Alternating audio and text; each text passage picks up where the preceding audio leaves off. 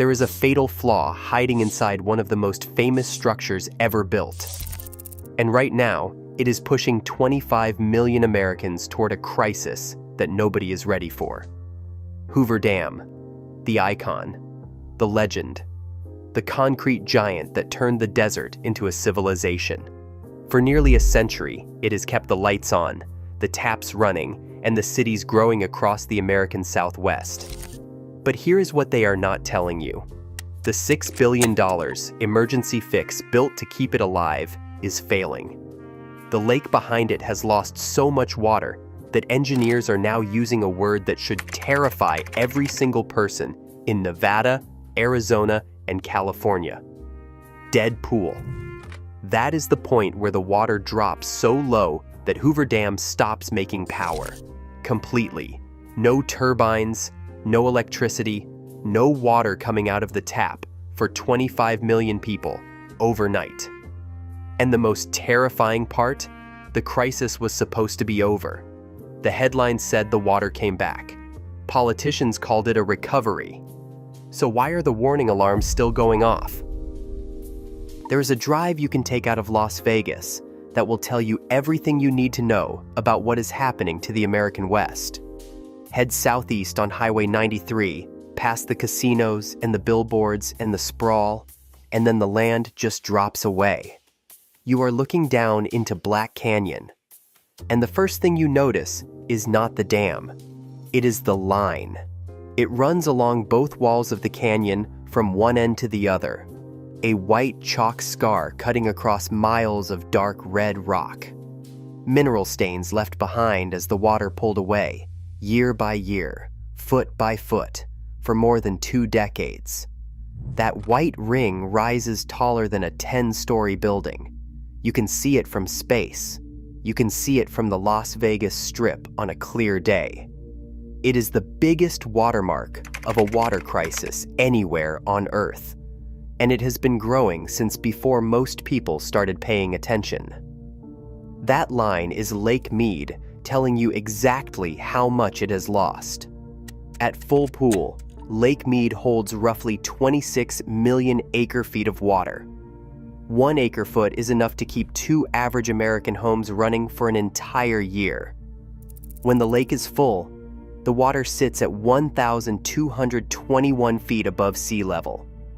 Today, even after 2 decent snow seasons in the Rockies, the lake sits somewhere around 1,070 to 1,080 feet. That is still roughly 140 feet below where it is supposed to be. Still barely more than a quarter full. A lake that was built to hold 9 full years of Colorado River flow now holds closer to 2. July 2022, it dropped to around 1,040 feet. The lowest it had been since the lake was first filled back in the 1930s. Closer to dead pool than at any point in its 90-year life. Emergency crews scrambled. Federal agencies issued shortage declarations. The word crisis appeared in headlines from Sacramento to Washington. The numbers were staggering and getting worse by the week. Then the snow came. Good winters in the Rockies pushed levels back up. Headlines called it a recovery. People exhaled. Social media filled with images of water creeping back up that white ring. Politicians pointed to the rising numbers as proof the system was working. But a 30-foot rise in a lake that is still 140 feet below full is not a recovery. It is a pause. The white ring is still there, still enormous, still climbing. And the math underneath that temporary rise has not changed at all. The water came back just enough to make people stop asking the right questions.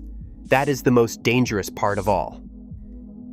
In November of 1922, leaders from 7 states gathered at a lodge in Santa Fe, New Mexico, to divide up one of the most valuable resources in the American West. The man running the table was Herbert Hoover, then the Secretary of Commerce, years before he became president, years before the dam that would carry his name was even a blueprint. The idea seemed simple.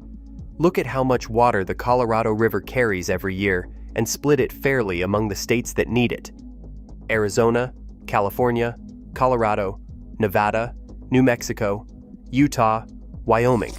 7 states, 1 river, 1 deal.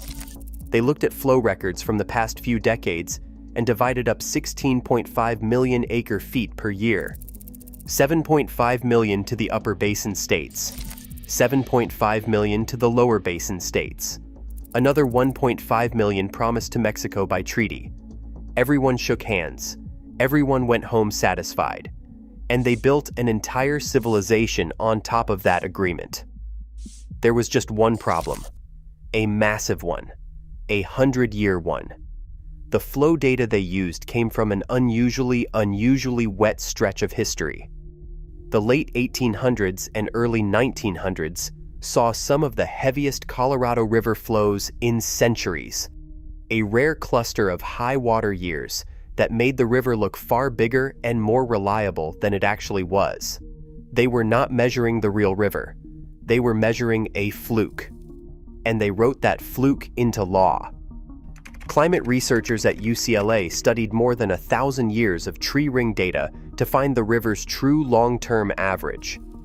What they found should have shook every water manager in the Southwest. The Colorado River's real average flow is closer to 12 to 13 million acre-feet per year. In dry years, it carries less than 10 million acre-feet.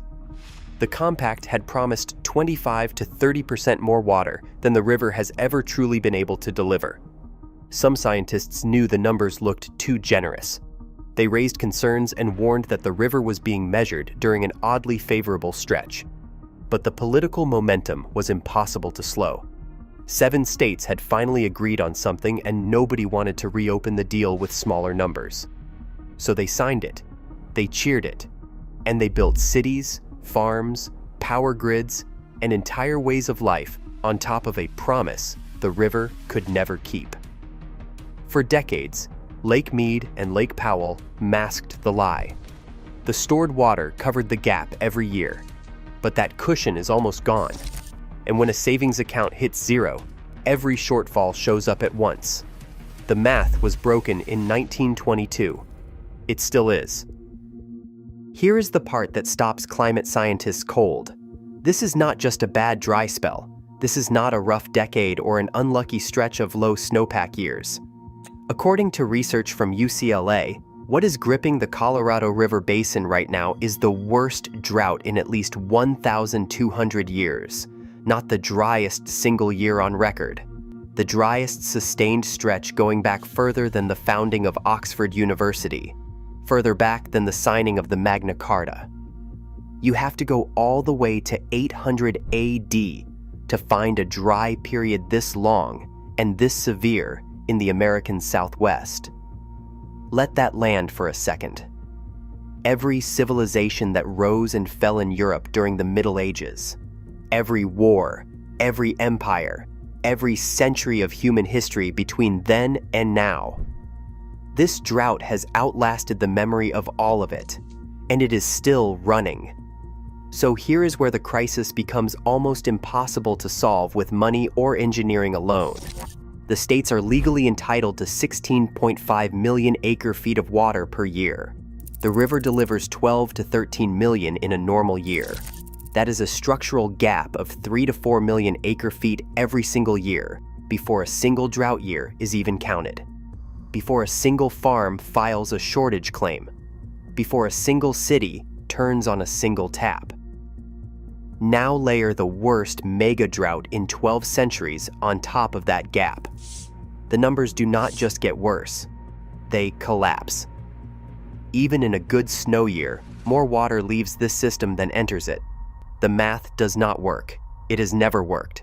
And the drought is making sure it never gets the chance to. Pacific Ocean temperatures have climbed to record highs across a region stretching from Hawaii to the California coast. Sea surface temperatures are running 4 to 6 degrees above their 20th century averages, loading the atmosphere with heat that drives evaporation and pulls moisture away from the Colorado River Basin before it ever hits the ground. Scientists call this aridification. It is not a cycle. It is a shift. Good snowpack seasons in the Rockies offer a temporary exhale. The lake rises a few feet. The headlines turn cautiously hopeful. But the dry years always return, and they return harder than the wet ones. Each recovery buys less time than the one before it. The white ring on the canyon walls keeps climbing. 1 foot at a time, 1 dry year at a time. The math does not work. It has never worked. And every year that passes without a real solution makes the gap between what the river carries and what 25 million people need just a little bit wider and a little bit harder to close. To understand why Deadpool is so catastrophic, you first have to understand what Hoover Dam actually is. Most people think of it as a wall holding back water, a tourist stop, a photo opportunity on the drive between Las Vegas and the Grand Canyon. But Hoover Dam is not just a wall. It is one of the most important power plants in the entire western United States. And power plants need pressure. When Hoover Dam was finished in 1935, 2 years ahead of schedule, it was the largest concrete structure on Earth. 726 feet tall from base to top, 45 feet thick at the crown, and 660 feet thick at the base. Enough concrete to pave a 2-lane road from San Francisco to New York City. The numbers are almost impossible to wrap your head around. 5,000 workers built it around the clock in rotating shifts through summers, where temperatures inside Black Canyon hit 120 degrees. 96 of them died during construction. The dam went up in the depths of the Great Depression, and men lined up by the thousands for a shot at a job that could kill them. It was, and in many ways still is, the most audacious thing America ever built. The dam generates electricity through something called hydraulic head. The principle is straightforward. Water falls from the surface of the lake through massive intake towers, drops hundreds of feet through giant pipes, and slams into turbines at the base of the dam.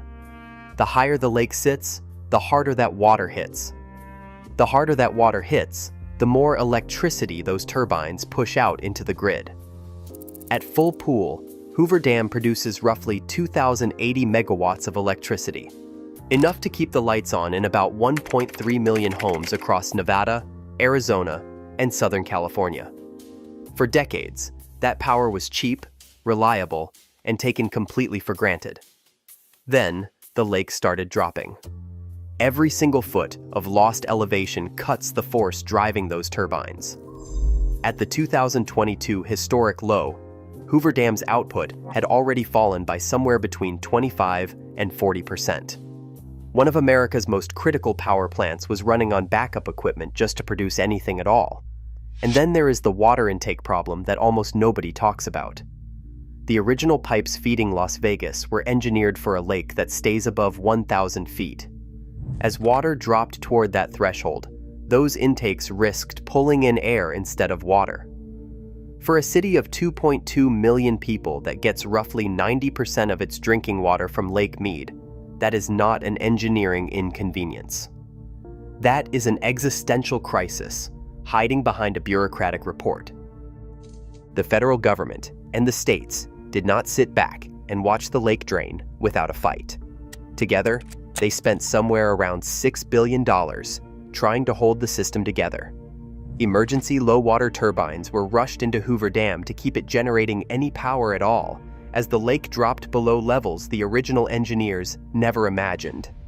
Infrastructure across the basin was upgraded, patched, and rebuilt under pressure. But one project stands above all the rest as the single most critical piece of emergency engineering in the American Southwest. It is called the third straw. Pat Mulroy ran the Southern Nevada Water Authority for over 2 decades, starting in 1989. She read the climate studies. She watched the lake levels drop year after year. And she warned anyone who would listen that Las Vegas was heading toward a cliff. Her critics called her an alarmist.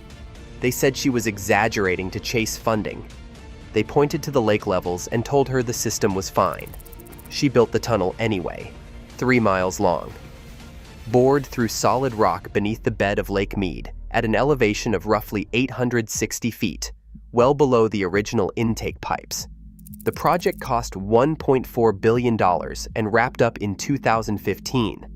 At the time, some called it excessive, an overreaction, money spent on a worst-case scenario that would never actually arrive. By 2022, it was the only reason water still came out of the tap in a city of 2.2 million people. That is not a small thing. That is the difference between a functioning city and a humanitarian crisis playing out in the middle of the Mojave Desert. Pat Mulroy did not get thanked. She got vindicated. There is a difference, and she knows it. But here is what the third straw cannot do. It cannot fix the river. It cannot close the gap between what the states are legally owed and what the Colorado actually delivers. It cannot stop the megadrought or reverse 2 decades of lake-level decline. It is not a solution. It is a lifeline. And even lifelines have limits. The tunnel sits at 860 feet. Dead Pool is 895 feet. That gap is not as wide as it sounds when you are watching the lake drop foot by foot during a dry year. A lake sitting at Dead Pool pushes even the deepest intake toward its limits. A city of 2.2 million people that depends on a single tunnel bored through rock at the bottom of a shrinking lake does not have a backup plan that works at that scale. $6 billion bought something valuable. It bought time. But the clock is still running, and the lake is still dropping. The crisis at Lake Mead is not an abstract problem on a chart. It has already arrived for thousands of families who had less money and less political pull than the cities that built their skylines on Colorado River water. And the people who felt it first were not the ones who caused it. In Pinal County, Arizona, about an hour south of Phoenix, farming families watched their water disappear almost overnight. The Central Arizona Project Canal carries Colorado River water across 336 miles of open desert to reach farms and cities across the state. It is a concrete river running through cactus and sand, one of the most expensive water systems ever constructed. When the federal government declared a shortage in 2022, Pinal County farmers were among the very first to lose their allocation. They held the lowest priority water rights in the state, which meant they were first in line to take the cut. Fields that had grown cotton, alfalfa, and grain for generations went dry almost immediately. Hundreds of acres of cracked brown earth where green used to grow. A farmer named Will Lander told reporters he had dried out over 1,000 acres of working farmland. Some of these families had worked the same land across multiple generations. Now their water rights were paper promises that a shrinking river could no longer honor. The Aitken Indian community, a tribal nation in Pinal County that had farmed with water for centuries, saw their supply cut as well. For a community that spent decades fighting through courts and Congress just to secure their water rights, watching those rights evaporate in a shortage they did not create carries a weight that goes far beyond lost crops. These were not allocations handed out carelessly. They were hard-won legal guarantees, and the river ran out before it could keep them. Then the lake itself started revealing what the water had been hiding. As Lake Mead receded, it uncovered barrels containing human remains dating back to the 1970s and 1980s. A World War II-era landing craft rose from the mud near the Overton Arm, sitting undisturbed on the bottom for nearly 80 years. Each discovery made headlines, but each headline was really saying the same thing. The water is lower than it has ever been, and it keeps showing what it used to hide. Further downstream, the stakes climb even higher. The Imperial Valley in California covers 700,000 acres of desert farmland that grows 2/3 of America's winter vegetables.